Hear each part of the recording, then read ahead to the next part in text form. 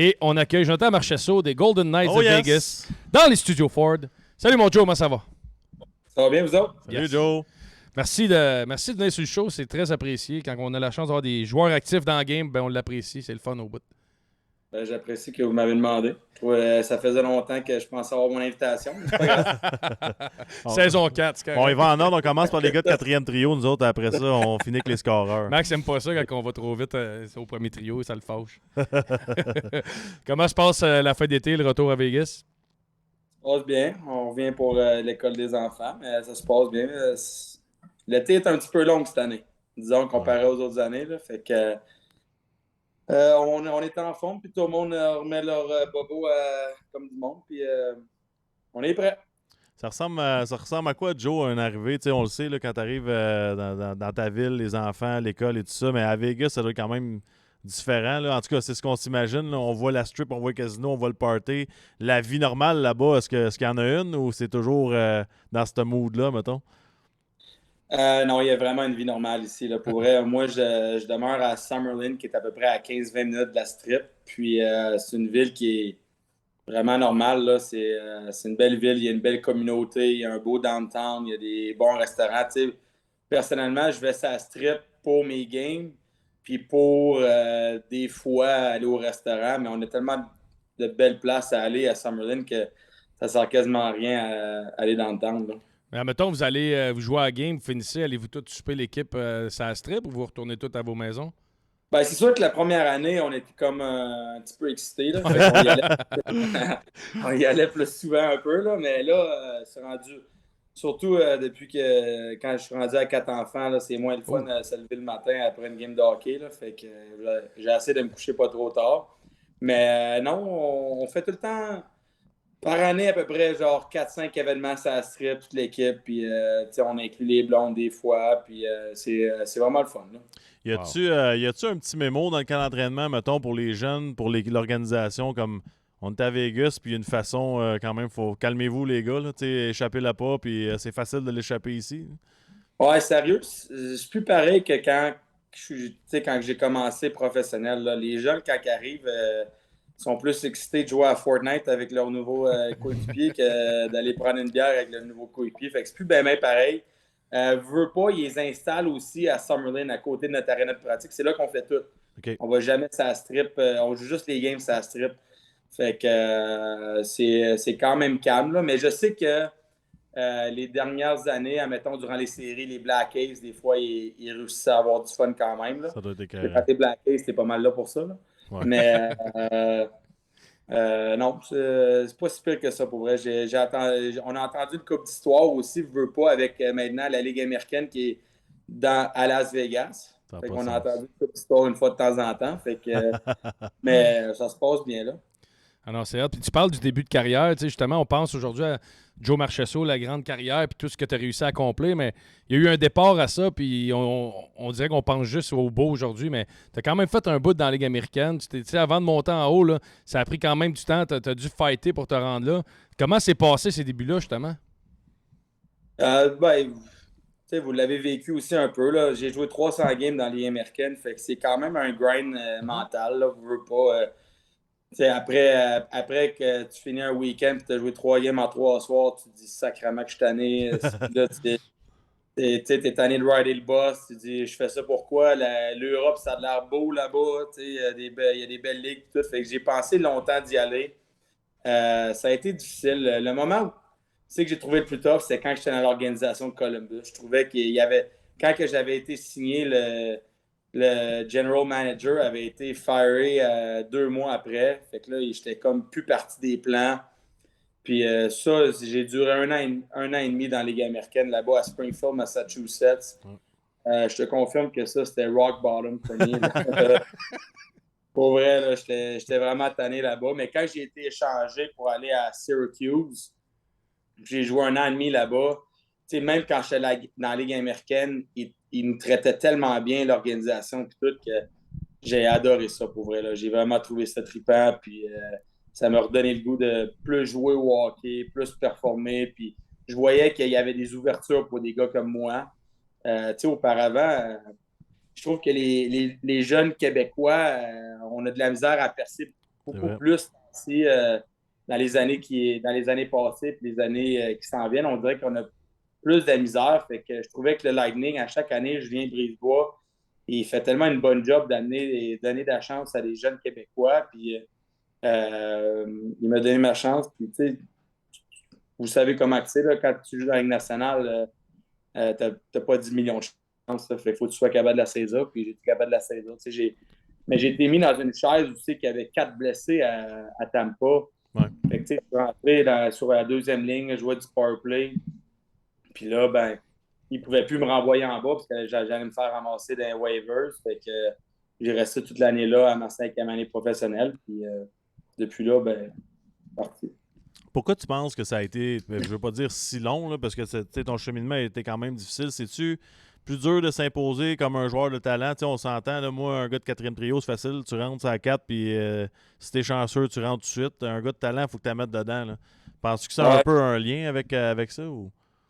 Je pense que oui. Je pense que je suis un petit peu tête de cochon. Tu sais, tout le monde dans la Ligue américaine me dit faut que tu joues bien défensivement. Puis, tu sais, ça, réellement, j'ai appris probablement dans mes 3 dernières années de jouer défensivement, c'est utile. Fait que si j'avais su comment bien le faire au début, j'aurais peut-être été capable de faire la Ligue nationale avant. Mais, tu sais, j'ai joué des games là, avec Columbus à 22 puis 23 ans. Puis, je n'étais pas prêt. Là. Tu sais, moi, je me suis dit que si je faisais la Ligue nationale, je n'allais pas faire la Ligue nationale puis changer mon style de jeu pour un entraîneur ou une organisation. Je dis, mon style de jeu, c'est ça que je fais depuis que je suis jeune. Je vais garder le même, puis je vais avoir ma chance, mais tout est dans saisir ta chance. Tu sais, un gars comme moi qui n'est pas repêché, puis tout, ta chance, elle arrive une fois, puis ça finit là. Ouais. Mais un gars de première ronde, tu es capable d'avoir une coupe de chance des fois de jouer dans la Ligue nationale. Ouais. Fait que je me suis dit que j'allais tout le temps garder. Même dans la Ligue américaine, j'avais été coaché par Jared Bednar, qui est Stanley Cup cette année. Après Brad Larson, qui est à Columbus en ce moment. Puis il m'avait dit, quand il était les coachs de Springfield, il m'avait dit dans le temps, il dit, écoute, il faut que tu joues comme Cody Bass. J'étais comme Cody Bass, il battait à Chris j'étais comme... Là, il m'a dit ça fait 3 mois que je suis dans l'organisation. Il me dit, faut que tu joues comme Cody Bass. Là, je suis comme, là, ça marche pas en tout ici. Là. J'ai appelé mon agent autant, puis j'ai dit, regarde, faut que je m'en aille ici. Il voit pas quel joueur que je suis, puis il essaie de me changer. Ils veulent me rendre un joueur de 4e ligne. Je suis pas ce joueur-là. Puis, je tiens à préciser pour les gens qui écoutent Cody Bass, parce que d'après moi, il n'y a pas grand monde qui le connaisse. C'était un gars qui se battait, puis qui a dompé le puck, puis il a dompé le puck. Là. C'était that's all. Il était tough, là, mais il se pognait, là, puis il avait des problèmes de commotion, puis il continuait à se pogner. Je comprends que tu es un leader, puis tu montres que tu es genre... t'es vaillant, puis tu veux travailler fort, puis tout, mais sacrément, un problème de commotion manège ta tête un peu. Là. Moi, ça me rend pas dans... C'est comme demander à David Perron d'aller se battre. Là. Je pense pas que J'adore ça, ça se lance des petites fléchettes. Moi, ça me fait capoter. On parle de Larson, on parle de 2 entraîneurs si écœurants dans la Ligue nationale. Comment tu peux faire manquer d'un jugement sur un joueur de même? Il faut vraiment qu'à quelque part, je sais pas trop, là... Tu jouais pas ta game. Il n'y a pas un ancien coach qui avait dit que c'était un coach, je ne jouerais jamais dans la Ligue nationale. Barry Melrose. C'est malade quand tu y penses. Mais tu sais, à la défense de Larson, il m'a appelé, je pense, à ma 2e ou 3e année avec les Golden Knights, puis il m'a dit qu'est-ce que j'ai fait de mal.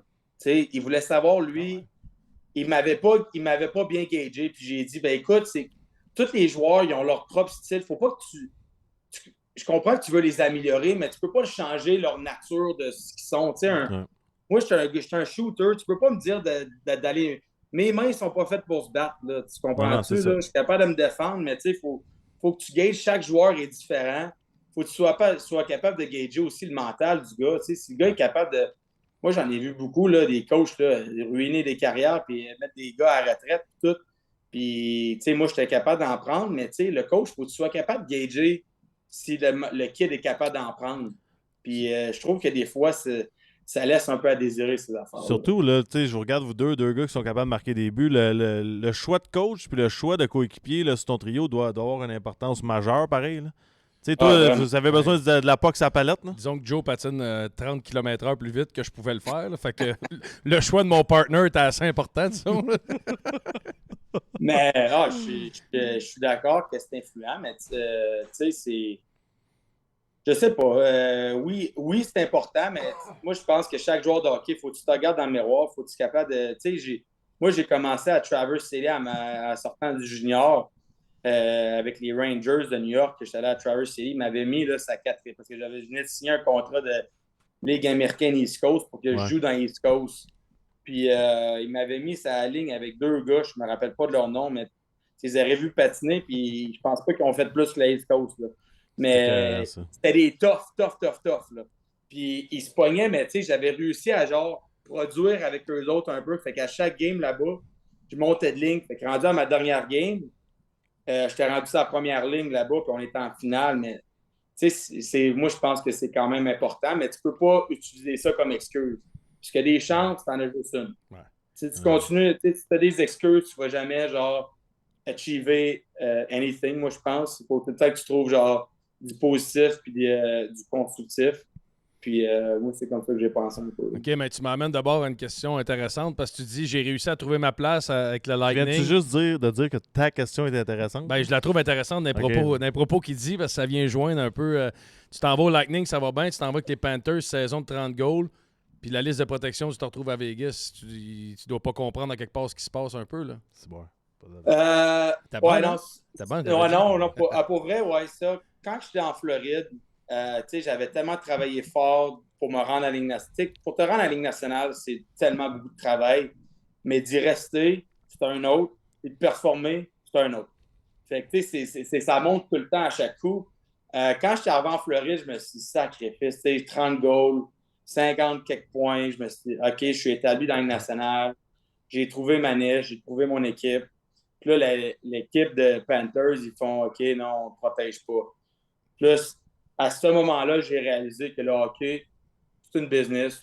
Ils se sacent de ce que tu as fait dans le passé. C'est vrai. Vraiment, eux autres, ils voulaient garder leur choix de première ronde. Nick Bjugstad, Mark Pysyk, puis Alec Petrovic. Ils voulaient garder c'était comme un petit peu le noyau qu'il y avait depuis 3-4 ans. Puis moi, je venais juste d'arriver. C'était ma première année que je faisais ça. Fait qu'eux autres se sont dit, c'est un flou, fait qu'on va le laisser aller. Fait que quand ça s'est arrivé, ça m'a donné une claque d'en face. Je me suis dit, il n'y a pas de break dans la Ligue nationale. Il faut que tu performes. Les attentes sont là. C'est à toi d'y répondre. C'est 30 goals. Là. C'est pas, mettons, un gars qui en fait 14. Ah, d'après moi, il peut Non, avoir... mais 30 goals, il y en a 30 comment goals. par année qui font ça? Il y en a quoi, 15 dans la Ligue nationale à peu près? C'est fou, là. Ça n'a pas de bon sens. J'étais quand même pas pire, là, me semble. Là. J'ai rien fait. Mais c'était quoi? Ils t'ont-tu parlé, mettons, ou t'es juste parti à Vegas puis t'as jamais su pourquoi, mettons? Non, ils m'ont rien dit. Moi, c'est juste mon agent. À ce temps-là, c'était Pat Brisson. Il m'a dit, écoute, Marchie, il ne te protège pas. J'étais à 90% sûr qu'il te ramasse. Floride essaie peut-être de faire un deal. Fait que là, la Floride, eux autres, ils demandaient à Vegas, eux autres, ils nous demandaient un choix de première ronde pour ne pas me prendre. Puis finalement, Floride était prêt à donner juste un choix de deuxième. Puis on dit, ben, on va le laisser aller. Puis après, auparavant, là, il y a peut-être 1 ou 2 ans, George m'a comme expliqué, mon DG à ce temps-là, m'a comme expliqué comment ça allait été. Ça allait été. Il y avait plein d'équipes qui appelaient. Il y avait le Lightning qui avait appelé. Il y avait d'autres équipes qui avaient appelé. Ils voulaient faire un type, puisque dans ce temps-là, ils faisaient tous des flips. Là. Ils flippaient des joueurs, des draft picks. Puis là, George a dit non, on va le garder, on va voir comment ça va avec. Puis finalement, ben, ça a bien été là. Ça a été ma meilleure saison. On va s'entendre, là. Tu sais, là, t'étais pas protégé, mais de l'autre bord, tu disais Las Vegas, c'était carré en esti. Oui, non. Hey, sincèrement, moi, pour vrai, je pense encore que Floride et Tampa, c'est dans les 5 meilleures places à jouer dans la Ligue nationale. Moi, pour vrai, j'ai été chanceux. Là. En plus, à Vegas, il n'y a pas une meilleure chose le matin que tu te réveilles et il y a du soleil. Ça, quand tu te réveilles à Buffalo après une défaite sur la route, là, c'est moins le fun un peu. Là. Mais quand tu te réveilles à Vegas après une défaite puis il fait le soleil, tu as le goût de travailler, tu as le goût de t'améliorer, tu as le goût de. Tout est un petit peu mieux. Fait que j'ai été chanceux beaucoup dans ça. Là, puis je me suis dit, Vegas, c'est le fun, mais hey, pour vrai, notre line-up, là, tout le monde disait qu'on allait. Je pense qu'on allait gagner 10 games dans toute l'année. Là. C'était malade. On était mardeux, là. C'est ma plus belle année à vie. Compare-moi donc les feelings. On le sait, là, d'être agent libre, c'est quelque chose, d'être repêché, c'est quelque chose, mais le repêchage d'expansion, le feeling doit être quand même particulier parce que là, tu es déjà établi dans la Ligue nationale de hockey, tu attends le fond de case, ça doit être cool en crime comme journée. Là. Ouais, non, c'était le fun. Pour vrai, j'avais fait un souper avec tous mes boys chez nous, là. Ils étaient venus, puis là, il me disait, hey, t'es-tu repêché? Puis là, je disais, je sais pas, on va voir. Mais tu sais, je le savais durant le tour. Mon agent me l'avait dit que j'allais être repêché, puis tout, fait que je m'en attendais, là. Mais pour vrai, tu sais, même l'expansion de Seattle et tout ça, moi, je trouvais que c'était tellement le fun pour la Ligue nationale, là. Tu sais, c'est pour les partisans. Moi, j'étais un fan de hockey, là. Puis j'ai adoré comment l'expansion de Vegas a été. J'ai adoré comment celle de Seattle a été. Je trouve que Seattle, ils ont été pissous en tabarnouche d'avoir pas pris de chance sur des gars comme Tarasenko. Price. Des gars là, ça aurait fait mal. Ouais, ça aurait fait mal là, mais c'est le moment, je l'aurais essayé. Tu sais, et je comprends. Tu sais, l'équipe n'est pas mauvaise. Il faut. Moi, je pense qu'il faut que tu prennes des chances. Puis, Griff, tu sais jamais comment que ça peut tourner. Moi, je pense qu'il aurait dû prendre une coupe de chance. Un Tarasenko, on s'entend, c'est pas une. Moi, je me demandais. qu'il y avait un problème à l'époque. Honnêtement, je me demandais, c'est qui le chandail qu'ils vont vendre à la boutique. Ouais, c'est ça. Non, mais c'est ça, mais je comprends pas c'est quoi qu'ils ont fait pour vrai. Puis, ils auraient pu vraiment être. Mais ils ont été bons. Ils sont allés prendre des bons goalers, mais ils sont allés prendre Grubauer, qui a été devant Colorado, qui avait arguably la meilleure équipe depuis les 3 dernières années devant lui. Là. Fait que là, moi, je pensais pas que c'était le meilleur fit. Mais ils ont fait des bons moves aussi. Là, Yanni, ça a été un excellent move. McCann, ça a été un excellent move. Ils n'ont pas fait juste de la merde, là, mais c'est juste que je pense qu'il aurait pu être un peu plus dynamique offensivement. Ça s'est passé comment dans votre vestiaire? On parle de l'expansion, puis le joueur vedette, c'était Marc-André Fleury. Comment ça s'est passé, cet échange-là, quand Marc-André est parti des Golden Knights? C'était tough, pour vrai, parce que Flowers, c'est comme... tu sais, oui, c'est un Hall of Famer. Il est incroyable, puis vous l'avez sûrement courtoyé. Là. C'est un gars incroyable. Vraiment un des personnes les plus gentilles que tu peux rencontrer dans ta vie quotidienne. Fait que la plus grosse affaire avec Flowers, c'est qu'il performait, mais c'est qu'il travaillait devant toi, puis tu voyais qu'il voulait être encore bon, encore meilleur. Nous autres, quand tu savais que lui était devant le net, on voulait tellement travailler pour lui, puis on était, tu sais, il n'est pas parfait, là.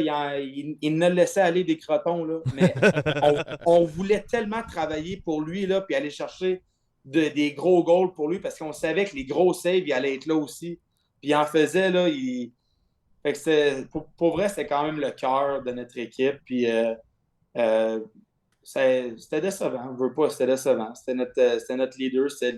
Dans le fond, on faisait de quoi dans l'équipe, puis on disait Flower, qu'est-ce que tu veux faire? Fait qu'on allait voir Flower, on demandait. Il dit j'aimerais mieux faire ça. On y allait de même. C'était vraiment lui qui c'était notre gros canon. Puis on voulait. En tout cas, c'était le fun à courtoyer un gars de même.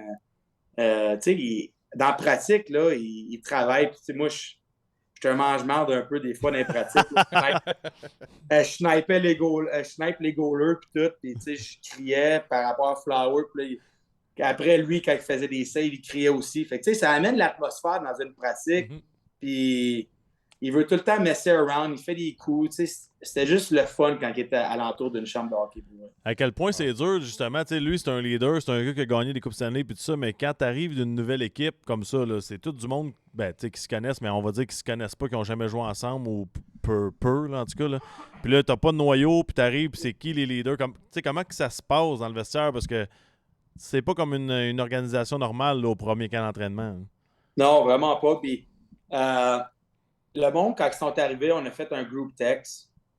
Puis ça a juste genre, on arrive à Vegas, là, puis on était une gang de gars, fait qu'on s'est dit, on se textait, là, puis on faisait tout le temps de quoi à chaque soir, une couple de boys qui pouvaient, puis tout. Puis, mais juste 5 fois, ça strip, hein? Moi, quand j'étais arrivé avec Perron, moi, j'étais allé tout seul, puis Perron aussi, puis on allait chercher nos maisons, puis toute l'équipe. Fait que là, nous autres, à chaque soir, on allait essayer des restos, on connaissait rien. Fait qu'on allait essayer des restos, ça strip, toute l'équipe, puis on a eu du fun, puis il y a des boys qui venaient, mais l'organisation était tellement le fun parce que ils se sont assurés que tout le monde qui s'organisait, qui nous organisait, le marketing, tout ça, soit le fun aussi, puis nous dire va à cette place-là, va à cette place-là, puis nous setter up genre les réservations, puis ces trucs-là. Puis je me rappelle une de mes journées préférées encore à ce jour. Dans le camp d'entraînement, ils se sont dit on va organiser un scavenger hunt. Ouais. Fait que là, nous autres, on était à peu près, je pense, 25 ou proche de 30 gars avec les trainers. Puis on a fait comme 4 petites équipes de limousines. Puis Scavenger Hunt, c'était tout cet up qu'on allait à toutes les places dans Vegas. On est allé au Red Rock Canyon, qui est mettons, à 10 minutes de notre aréna de pratique. Puis après, on est allé dans le vieux Vegas, prendre une bière dans un bar. On était dans un autre bar dans le vieux Vegas. On est allé à un musée historique de Vegas, de la mafia, puis tout ça. Ouais. Après, on est allé à un rooftop, je pense, au Mandarin. Après, on est allé à 2 autres hôtels, ça à Strip. Puis on prenait un drink partout où est-ce qu'on allait, là. C'était juste les boys. Puis là, après, ils ont renté out le spa du Bellagio. Puis là, on est allé là pour prendre nos douches. Puis on est resté là genre 1 heure, 1 heure et demie à prendre des drinks avec les boys. Puis après, on est allé au restaurant, puis on est sortis. Puis c'était juste les boys pour vrai. Puis on se connaissait pas, là. Il n'y avait pas grand monde qui se connaissait avant, là. Puis moi, je pense qu'à partir de ce moment-là, c'est là que c'est parti. Genre, les boys, ça te donne-tu le goût de t'ennuyer de la Ligue nationale de hockey? Pour vrai, c'était probablement mes plus belles journées à vie. Là. C'était incroyable. Là. C'était classe. Là. Mais l'organisation, depuis qu'on est arrivé, est world class aussi. La meilleure comment qu'on mange, la meilleure comment qu'on voyage. Mettons, c'est niaiseux, mais des petites affaires comme on vient une pratique, puis une fois semaine, il y a un gars qui vient, il y a une compagnie qui vient laver les autos de tout le monde dans le parking. Ben voyons donc. C'est niaiseux, mais ça fait tellement plaisir, là. Ça fait tellement plaisir aux boys, puis tout. Puis, depuis que c'est arrivé, ils nous traitent vraiment bien, pour vrai, là. Puis on est vraiment chanceux. C'était carré. Vous devez voir toutes les rookie parties des autres équipes. Là. Tout le monde doit vous texter. Je vais organiser un rookie party, fit me up. Ouais. C'est comme... Ouais, non, c'est ça. Ils textent tout le monde. Puis, tu sais, nous autres, on a quand même les contacts des gros clubs, puis les gros restaurants, puis tout. Puis on est capable. Le monde, tu sais, à Vegas, sont prêts à recevoir les groupes. Là. C'est ça qu'ils veulent. Là. Ben oui. Comme ça qu'ils font leur argent. Là. Le monde qui rentre et qui accumule leur argent pour une soirée, eux autres, ils fient sur ça. Là. Y a-t-il une pression à Vegas? On dirait que, on regarde toutes les situations des dernières années. Je veux dire, hors glace, oui, le show, tout, mais même l'organisation, là, tu sais, Mark Stone tombe disponible. Vegas est là. Max Pacioretty, ils sont là. Jack Eichel est disponible, ils sont là. Tu sais, on dirait-tu qu'il faut que ça fasse un happening à chaque année, les Golden Knights? C'est dur des fois de juste faire, OK, c'est du hockey, là. Faut pas toujours être là pour le coup de circuit. Non, moi, je pense pareil aussi, là. Mais tu sais, quand tu vas chercher des joueurs de même, tu te plains pas. Parce que c'est des joueurs, c'est des world-class players, mais je suis d'accord que peu importe tu vas chercher, peu importe quel coach tu vas avoir, c'est une question de momentum, c'est une question de confiance, c'est une question de à quel moment que ton équipe devient hot. Tu sais, ça se passe à la glace, là. Ça se passe pas en dehors de la glace. C'est les gars je pense que ton team chemistry est important, mais tu as besoin de tout pour gagner. Tu as besoin de goaltending, tu as besoin que tes défenseurs soient lightning, tu as besoin de scorer, tu as besoin d'être bon sur le powerplay. Puis moi, je pense que la plus grosse affaire qui nous manque depuis 5 ans, c'est un powerplay qui fonctionne. T'sais, on est tout le temps à mi-peloton, à la fin de peloton. Tu peux pas gagner. Il faut que tu relies sur ton powerplay pour gagner des matchs. Puis moi, je pense que c'est là que c'est rendu. Puis un gars comme Bruce Cassidy, il a été reconnu pour avoir des bons powerplays. Mais c'est sûr que les effectifs qu'il y avait à Boston, quand même pas pire aussi. Mais... T'es pas mauvais. Pas gênant. Tu parles d'entraîneur, de Cassidy puis tout, puis toi, t'en as eu un entraîneur qui t'a aidé grandement dans ta carrière, Gérard Galland. C'est un gars que tu as eu, je me trompe pas, en Floride. Tu l'as eu, il a été à Vegas puis tout ça. Est-ce que ça a été un gars qui a été difficile à perdre, justement? Parce qu'on parle de perte là, à Vegas, c'est beau, là, l'histoire de l'équipe d'expansion qui est allée en finale, tout ça, mais Fleury, Reeves, Galland, Pacioretty qui est parti cette année, ça crée des vides pareils dans le vestiaire assez rapidement. Là. Ouais, non, puis on a perdu. Je te dirais que l'an passé, on avait perdu Reeves, Fleury puis Holden. C'était des gars qui étaient des vétérans dans notre locker room. Puis ça a créé un vide parce que tu es remplacé par des jeunes. Tu sais, pas. Fait que ça crée un vide un peu dans notre locker room. Mais là, je te dirais que cette année, on ne sent pas ça un petit cette année-là. On sent plus que les gars plus vieux sont rendus plus vieux, puis les jeunes qui étaient là étaient là. On n'a pas fait beaucoup de moves cette année. On a rajouté. Moi, je pense que faut peut-être du monde qui te fasse rire aussi sur le quotidien. Là. Moi, je pense à ça. Là. Fait que, tu vas chercher un gars comme Kessel, je pense que ça va être du pure entertainment 24/7. Il n'y a même pas besoin de parler. Non, c'est ça. Fait que moi, je pense que ça va être bon pour nous autres. On a besoin de ça. Tu as besoin de caractère sur la glace, mais tu as besoin de caractère en dehors de la glace aussi. Puis, je pense que cette année, on est quand même. On va arrêter d'avoir un target sur notre dos aussi, qu'on est supposé de tout le temps être bon. Tout. On va juste jouer au hockey, arrêter de penser à tout le tralala qui est arrivé auparavant. Puis, tu sais, juste move forward, reprendre la chambre, avoir le team chemistry qu'on avait, puis juste aller de l'avant, arrêter de penser ce qui s'est passé auparavant, mais juste de continuer vers l'avant. Ouais. Ça devait être une situation spéciale. Dadonov tradé, puis il faut qu'il revienne dans le vestiaire. C'est comme...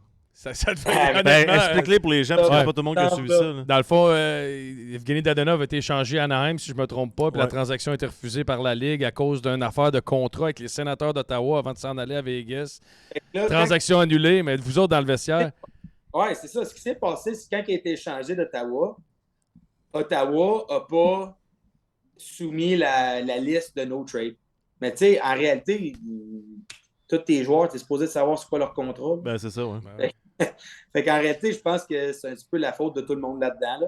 Puis là, le jour du trade deadline, là, ça dit Dads is traded. Puis là, après, on arrive. Puis là, quelqu'un demande Are you traded? No, not traded. Pourquoi? Il dit Anaheim's on my no trade.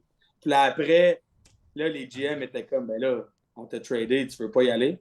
Nope, not going. C'était carré. Là, après, ils ont demandé tu veux-tu parler à ta femme prendre une journée pour y penser? I don't need to talk to my wife. Mon accent. I'm not going. Là, le trade deadline, il finit, là. Il finit le trade deadline, là. Fait que là, c'est ça. On ne savait pas ce qui se passait. Nous autres, on était sur la route. Hey, puis tout le monde était blessé. En plus, on avait plus besoin de joueurs. Là, finalement, on jouait genre à 11 attaquants. Tu avais Dadonov qui était supposé être échangé, qui ne voulait pas l'être, qui était à Vegas pendant qu'on était à Winnipeg. Puis là, après, là, le GM, il vient le voir, il dit puis t'as-tu parlé à ta femme? Puis là, il dit ben, I didn't talk to her, I don't want to go. Puis là, finalement, il a dit Am I flying to Winnipeg tonight? We're playing, right? Puis là, ils ont dit non, t'attendras ici, c'est notre dernier game de road trip. Puis ça s'est passé de même. Puis il a scoré game winner, non, lui, son premier match? Hey, mais après, il est parti, il était El Fuego après, là. Il a scoré quasiment chaque game. Là. Il était vraiment. C'est un bon joueur, je veux pas, là. C'est pas un 2 de pique, là. Ben, on n'a pas le choix de te demander. Vas-tu aider le Canadien de Montréal cette année? Ben oui. Le Canadien, il était pas flamboyant aussi l'an passé, là. Fait que je pense qu'ils vont l'aider à scorer les buts. C'est un gars qui est capable, tu sais, c'est un gars quand même unidimensionnel un peu. Là. Il est capable de compléter des skill players. Moi, je pense que c'est un bon joueur, puis il va être très bon pour vous autres. Là. Tu parles du Canadien, ça a été comment les playoffs? Tu sais, affronter le Canadien de Montréal, ça devait être incroyable. Oui, non, pour vrai, c'était vraiment le fun. En réalité, rencontrer des Canadian City en playoff, c'est tout le temps le fun. Moi, je pense qu'il y a une vibe spéciale au Canada quand tu joues en playoff et tout. Puis, non, c'était vraiment le fun. Mais tu sais, comme c'était pas juste contre le Canadien. À chaque année qu'on faisait les séries, on rencontrait notre bête noire. On n'était pas capable de scorer sur le powerplay, pas capable de scorer. Puis le Canadien, tu sais, ils ont vraiment bien joué contre nous autres. Ils nous attendaient. Fait que nous autres, on faisait des erreurs. On essayait de forcer des jeux qui n'étaient pas là. Puis, c'est comme ça qu'ils nous ont vu. Puis Carey Price était Carey Price. Il y avait une chance de gagner à chaque match. Puis il fermait la porte. Fait que on a vraiment eu de la misère contre eux autres. Puis ils ont été très bons. Là, j'ai rien à dire. Avez-vous dit à Leonard de se fermer la boîte ou? Mais à un moment donné, là, c'est que lui, il fuel sur ça aussi. Mais à un moment donné, c'est que tu peux pas tout le temps messer avec les hockey gods aussi. Là, il faut que. Tu sais, dans une série, là, regarde ta petite personne, ta performance, puis si tout le monde fait ça, ben, tu vas être capable aller plus loin. Mais tu sais, c'est à cause de l'affaire, c'est que là, ils se bataillaient encore Fleury et Lehner, ça se bataillait encore pour le filet. Les deux étaient excellents. Tu sais, Lehner, il y a eu une saison difficile l'an passé, je veux pas, mais depuis qu'il est arrivé avec nous autres, là, dans Bubble, puis l'autre année d'après, il était très bon. Là. Ses statistiques parlent pour lui-même. Puis, tu sais, j'ai rien à dire. Moi, un goaler, là, tu sais, oui, ça fait partie d'une équipe, mais d'un autre côté, là, tu t'occupes de ton filet, puis ça finit là. Là.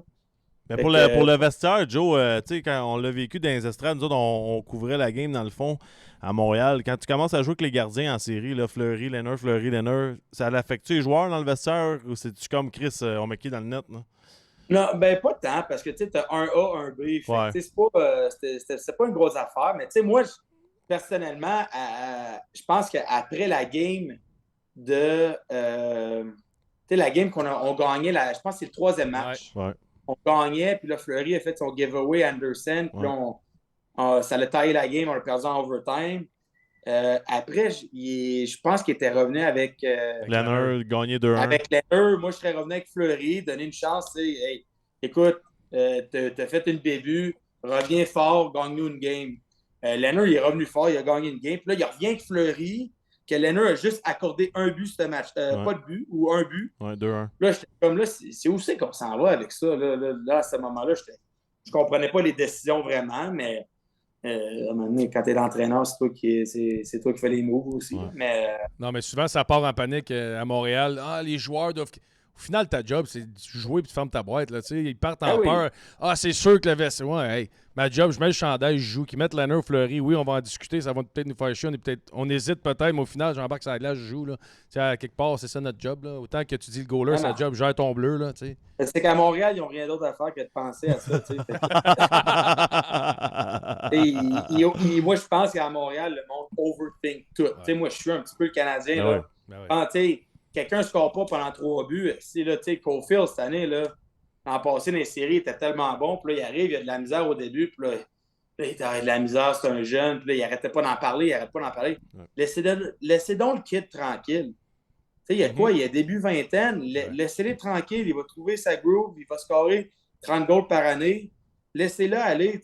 C'est qu'à Montréal, ils mettent tout le monde sur des piédestals. Puis après, ils disent, ben là, ils ont tellement d'attentes qu'après, c'est un mouton noir. Il faut l'envoyer ailleurs. Ouais. Regarde Drouin. Drouin, il est excellent, mais à Montréal, le monde, il ne le laisse pas tranquille. Laissez-le tranquille un peu. Il va vous en donner du bon hockey. Mais le monde, ils sont de même. Fait que moi, je trouve ça plat. On panique vite. Ça, c'est sûr et certain. C'est sûr. Comme ça. Qu'est-ce que tu penses d'abord dans une situation de même, puis ça n'a pas rapport avec Montréal, là, mais en général, dans la Ligue nationale de hockey, un capitaine, pour toi, ça représente quoi? Moi, j'ai toujours dit qu'on est rendu dans une heure que c'est un leadership group. Là, c'est 5, 6, 7 gars qui dirigent le vestiaire et qui apportent le monde. Un capitaine dans la Ligue nationale de hockey. Là, on parle de Suzuki à Montréal. Vous autres, vous avez Stone. Qu'est-ce que ça vaut? Moi, je pense que ça vaut ce qui représente sa glace. Puis en dehors de la glace, c'est oui. Mais rendu maintenant, le monde, tu sais, plus bien de tête folle là, ou des Dennis Rodman de ce world. Là, tu sais, t'as plus de ça. Là. Fait que, moi, je pense que Mark Stone, c'est un excellent capitaine parce que il triche pas offensivement. Il joue la game de la bonne manière. Tu veux bien jouer des deux côtés de la patinoire pour que quand tu parles, il sait de quoi qu'il parle. Ouais. Moi, je pense que un gars qui est capable de le démontrer sur la glace, ça vaut beaucoup. Puis c'est ça, c'est ton leadership group aussi, là, c'est pas juste ton capitaine. Là. Mark, il prend jamais de décision tout seul. Là, il prend des décisions avec tous nous autres. Puis on est à peu près 5-6 gars dans l'équipe que on gère beaucoup d'affaires, puis on gère les affaires, puis on parle de nos affaires. Puis c'est important d'avoir un bon système de communication avec ton entraîneur aussi. Il faut que tu sois capable de mettre tes couilles sur la table un peu, puis de dire, écoute, les gars, ils ont besoin d'un day off aujourd'hui. C'est ça. Écoute, ce gars-là, là, Chris, patiente. Moi, l'an passé, Pete DeBoer, il avait parlé au leadership group, puis on était dans la salle, puis là, il disait Chandler Stevenson, ça fait 45 games qu'il n'a pas scoré un but. Il comptait l'an passé, puis là, les séries, puis la fin de la saison l'an passé. Puis je suis comme, Chandler Stevenson, c'est probablement le gars le plus talentueux dans ton équipe en ce moment. Puis j'ai dit straight up devant tout le monde, j'ai dit, callez-y patience. Il va te donner du bon hockey. Il est excellent des deux bords de la patinoire. Il sait ce qu'il fait. C'est un bon professionnel. Laisse-les tranquille. Il va avoir du bon hockey. Là, il s'en va faire sa meilleure saison cette année, de sa vie cette année. Fait que, moi, je pense qu'il faut que tu aies un feel un petit peu de. Faut que tu laisses jouer les gars un peu. Moi, je pense que les entraîneurs, il faut que ça ait une bonne communication avec son leadership group. Puis c'est comme ça que c'est pas juste une équipe gagnante. Moi, je pense qu'il faut que tu aies une organisation gagnante. Penses-tu que tu peux former un jeune capitaine? Tu sais, comme un Ketchuk à Ottawa, là, on parle de Suzuki à Montréal. Tu peux-tu prendre un jeune, le mettre capitaine, l'entourer puis l'aider pour. Parce qu'un jour, tu vas gagner avec ce gars-là? Tu le formes-tu tout de suite? Ou... moi, je pense que tu peux. Regarde Landeskog. Moi, je pense qu'il a fait une bonne job. Il était capitaine de bonheur, mais il était très, très, très mature dès qu'il est rentré dans la nationale, la meilleure comme il jouait. C'est vrai. Suzuki, je pense, c'est à cause à Montréal, ils sont tellement pressés d'avoir un capitaine. Des fois, c'est correct de ne pas en avoir. Là. Nous autres, notre première année à Vegas, Gérard, même quand j'étais en Floride, Gérard, il ne voulait pas nommer de capitaine. Il ne voulait pas en nommer. Puis là, il dit, si j'en ai à nommer un, ça va être McKenzie. C'est lui qui l'a eu. Puis quand il est arrivé à Vegas, il dit, moi, je ne veux pas en nommer de capitaine. Je ne trouve pas qu'il y en a un. Genre, je veux un groupe de leadership. Puis c'est comme ça que je veux rouler. Puis c'est correct de ne pas en avoir. Mais quand tu en as un qui sort du lot, comme un Mark Stone, comme un... j'essaie de penser à des... Tu sais, Petrangelo, quand il était à Saint-Louis... C'est des bons capitaines, c'est des gars qui sortent du lot, qui sont prêts à l'être, ils ont prouvé, ils ont plusieurs games dans la Ligue nationale, ils sont performants à chaque match. Mais pour les gens, c'est quoi un capitaine, les gens qui écoutent, qui ne suivent pas toujours le hockey, c'est quoi un capitaine qui sort du lot? Moi, je pense que c'est un gars par sa prestance en dehors de la glace, comment il est, puis sa glace, comment il performe, qui est important. Moi, je pense que c'est ça. Mais tu sais, Suzuki, moi, je pense que c'est probablement le choix le plus. S'il pense au futur, puis tout, c'est probablement le seul choix qu'il pourrait faire en ce moment. Logique, c'est sûr. Mais, tu sais, je me dis, il a joué deux saisons dans la Ligue nationale. Là. Il a 22 ans ou 23 ans. C'est une organisation qui est énorme, là, le Canadien de Montréal. Il met de la pression tellement. Puis là, il est capitaine. Il va falloir qu'il réponde aux médias à chaque game. Il va falloir qu'il réponde aux médias. Tu comprends-tu? Ça devient grindant mentalement. Là, puis là, tu veux gruger le mental de ton jeune qui est ton joueur de franchise. Mais en même temps, ça va y arriver parce qu'il vient de signer 8 ans, 64 millions. Fait que déjà non, là, c'est ça. Déjà là, il y a le job du capitaine juste avec son salaire. Oui, c'est ça. Puis, à Montréal. Ça va avec. Le salaire, normalement, il va avec aussi tes performances à la glace. À ce salaire-là, il faut que tu performes. C'est ça. C'est plate à dire. Si tu as un salaire que tu es un milieu de peloton, ben, peut-être tu as moins de pression un peu. C'est un bon point que tu dis, par contre. Le capitaine, il a déjà assez de responsabilités. Si tu vraiment toujours à lui de répondre aux médias? C'est une bonne question, ça. Si là, tu le brûles drette là, c'est une affaire d'équipe.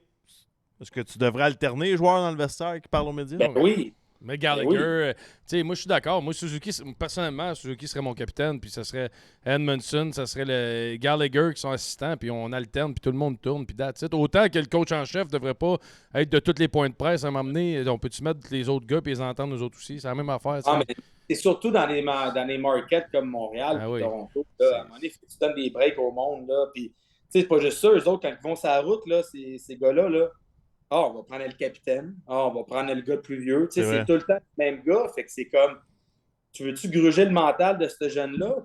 Moi, Suzuki, quand il était venu au camp ici, j'étais vraiment impressionné de comment il était, sa prestance, tout. Je l'adorais comme joueur de hockey. Là. Je trouvais que j'étais sûr qu'elle allait être bon dans la Ligue nationale dès que je l'ai vu. Puis, je suis pas surpris par le succès qu'il y a, mais c'est juste que la manière comment la Ligue nationale tourne, c'est que surtout au Canada, c'est qu'ils mettent les jeunes sur des piédestals tout de suite, puis ils donnent des contrats énormes en partant. Puis, tu sais, moi, je pense que faut que tu travailles pour ce que tu as, puis j'aimerais ça des fois que les organisations... Tu sais, nous autres, on a donné un gars comme Chia Theodore 5 millions, mais chez Theodore, on s'entend-tu que c'est un top 10 dans la Ligue nationale ou un top 15?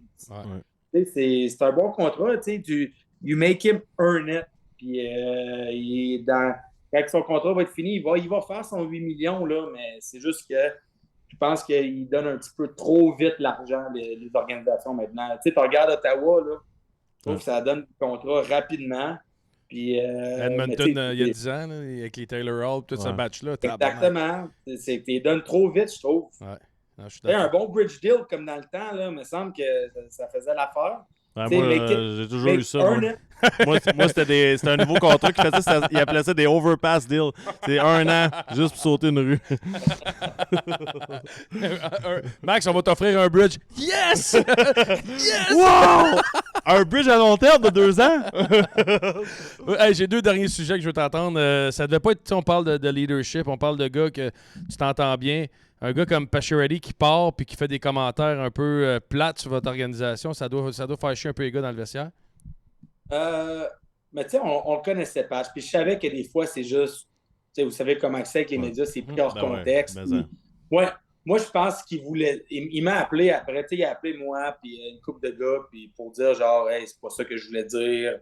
C'est juste, c'est comme j'ai dit auparavant, c'est juste que quand tu perds à Vegas, tu te lèves, il y a le soleil, tu te fais laver ton auto une fois de temps en temps. Chris, qui doit être propre ton char, toi. Hein? Chaque semaine. Tu sais, c'est juste le fun. Ça te fait. Tu sais, à Montréal, là, des fois, c'est pas à Montréal, mais au Canada, tu fais juste penser à ça. Tu fais juste penser au hockey. Tu sais, moi, quand je jouais à Syracuse, puis tu finissais ton 3-3, tu te levais un lundi, puis tu n'avais pas eu de points de la fin de semaine. Tu te dis, je t'ai écœuré, là. Là, il fait pas beau en plus, il neige. Là, c'est moins le fun.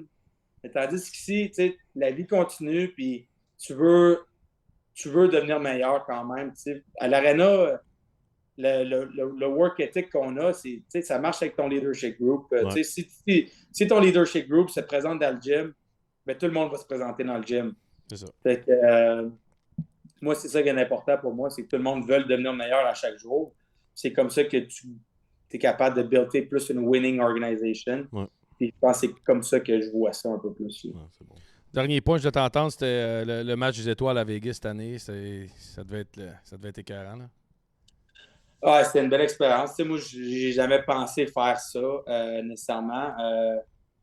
Je sais que le match des étoiles, comme pas mal de choses, c'est une affaire de politique. Ouais. Que, tu sais, c'est des choses qui sont le même. Mais pour vrai, cette année à Vegas, je trouvais ça vraiment le fun. Surtout que mes enfants, ils ont pu avoir l'expérience de voir ça.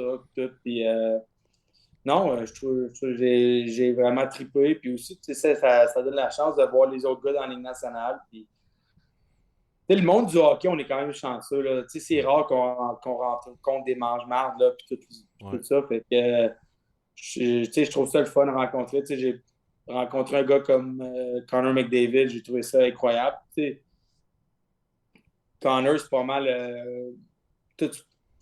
pas mal le gars le meilleur qui a mis les patins dans le monde du hockey. Là. Tu sais, je veux pas là, faire ce qu'il fait là, à chaque année. Là, dominer là, de même, là, c'est impressionnant. Là. Tu sais, Wayne Gretzky et Mario Lemieux, c'était incroyable ce qu'ils ont fait. Là.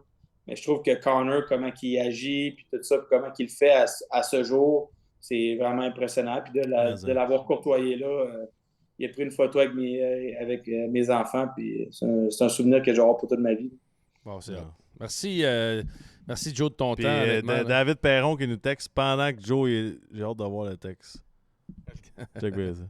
Ah, il dit j'ai manqué ton texte. Chris de bon gars, Marchie. Il a mis un piment en haut. Il a mis un piment en haut. Ben oui, mais Perry, on se voit à chaque été. C'est vraiment un bon gars. Puis ben oui. On a construit une amitié quand même forte notre première année à Vegas. Là. Tu l'appelais-tu le coconut, toi aussi? Non, mais tu sais, je l'appelle un petit peu gras des fois. Là. Faut qu'il embarque sur le vélo. Là, mais non, mais pour vrai, c'est vraiment un bon gars. Puis tu sais, notre première année à Vegas, tous les gars qui étaient là, on n'a pas gagné la Coupe Stanley, mais c'est quasiment le feeling comme on avait gagné parce que à chaque coup que j'envoie ces gars-là, c'est tout le temps spécial. OK. Puis, il me dit demande à Marchie de prononcer le nom du premier joueur de centre pour les Rangers.